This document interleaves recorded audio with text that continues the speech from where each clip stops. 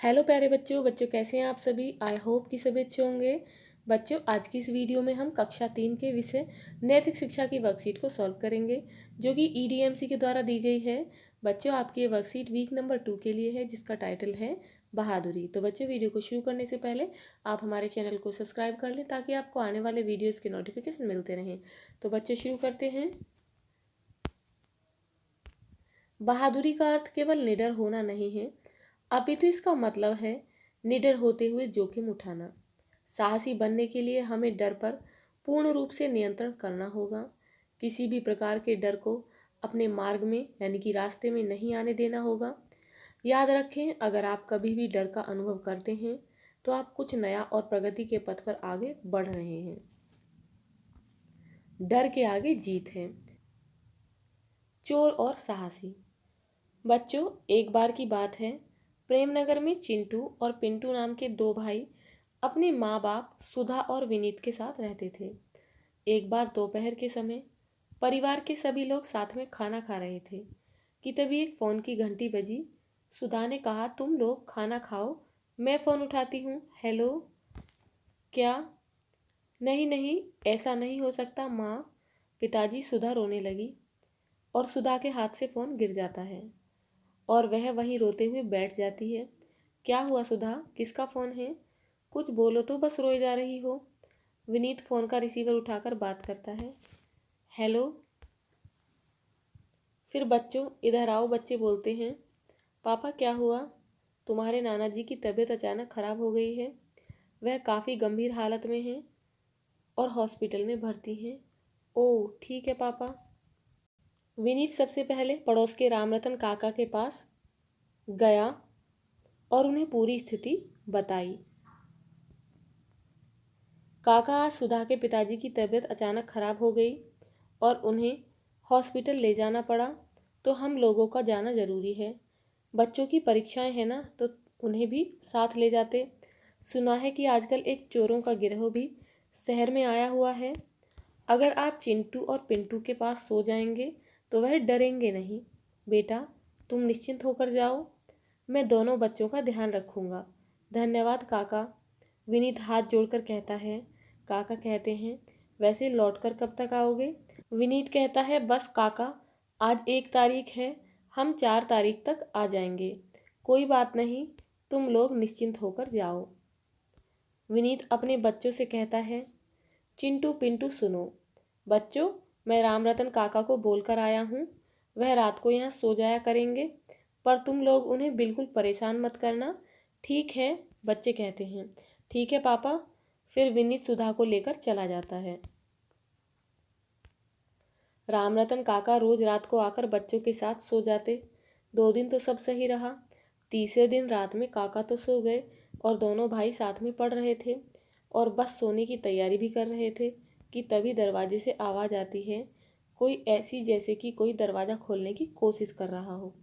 दोनों भाई जानते थे कि इस समय उनके माता पिता तो हो नहीं सकते, इसलिए दोनों ने इतना ध्यान नहीं दिया। लेकिन फिर से वही आवाज़ आने लगी। तब बच्चों ने दरवाजे की होल से झांक कर देखा। 3-4 अस्पष्ट आकृतियां सी दिखीं। बच्चे समझ गए कि यह पक्का चोर है। दोनों दौड़कर रामरतन काका के पास गए और बोलते हैं दादा दादा, दरवाजे पर चोर हैं। तभी रामरतन काका उठ जाते हैं और बोलते हैं क्या, अब क्या होगा हे भगवान। रामरतन काका के हाथ पैर कांपने लगे। बच्चों ने सोचा कि अब हमें ही कुछ करना होगा।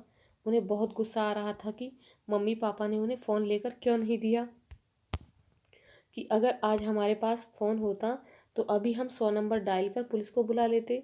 रामरतन काका कहते हैं कि मेरा फ़ोन तो मेरे पास भी नहीं है और तो और बीपी बढ़ा जा रहा है, हाथ पांव काट रहे हैं। बच्चे कहते हैं आप घबराओ मत दादाजी, हम कुछ करते हैं। रामरतन काका कहते हैं अब हम क्या करेंगे, जो करेंगे चोर लुटेरे ही करेंगे। नहीं नहीं दादाजी, हम ऐसे हार नहीं मानेंगे। चिंटू ने पिंटू के कान में कुछ कहा और पिंटू कुछ लेकर खिड़की के पीछे चला जाता है। बच्चे दादाजी को शांत कराते हैं। बच्चे चोरों को ऐसा सुनाना चाहते थे कि वह फ़ोन पर बात कर रहे हैं। हेलो। हाँ पुलिस कंट्रोल रूम, अंकल जी नमस्ते, मैं चिंटू बोल रहा हूँ। प्रेमनगर, रूम नंबर 115 से। जी अंकल जी, आप जल्दी पुलिस भेजिए। आप जिन चोरों के बारे में पापा से बात कर रहे थे वह यहाँ हैं। हाँ हाँ, इस समय हम दरवाजे के सामने ही खड़े हैं। आप लोग बस जल्दी आ जाइए। सुनो, जल्दी दरवाज़ा खोलो। हम डरने वाले नहीं हैं। हाँ हाँ, डरना भी मत। अपनी हिम्मत पुलिस थाने में दिखाना। तब तक चिंटू अपना खिलौना खिड़की से बाहर निकालता है और उसमें से सायरन की आवाज़ निकलती है। चोर सायरन की आवाज़ सुनकर डर जाते हैं और सोचते हैं कि सच में पुलिस आ गई है। भागो रे भागो, जल्दी भागो। रात होने के कारण सायरन तेज सुनाई दे रहा था, इसीलिए पड़ोसी भी शोर सुनकर दौड़कर आ गए और चोरों को पकड़कर मारने लगे। थोड़ी देर में पुलिस भी आ गई और उन चोरों को पकड़कर ले गई।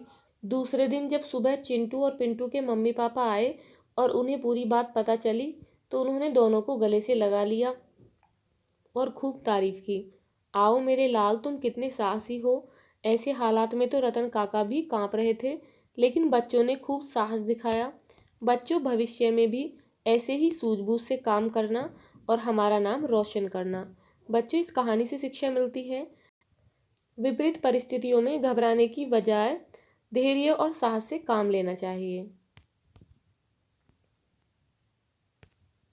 कभी जब आप कुछ नया करने की कोशिश करते हैं तो आपको इसके लिए अनेकों बार कोशिश करनी पड़ती है।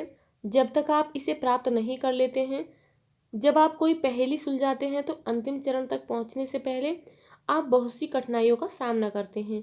नीचे दिए गए पहेली भूल भुलैया पथ को पार करते हुए अपनी बहादुरी का पूर्ण परिचय दें।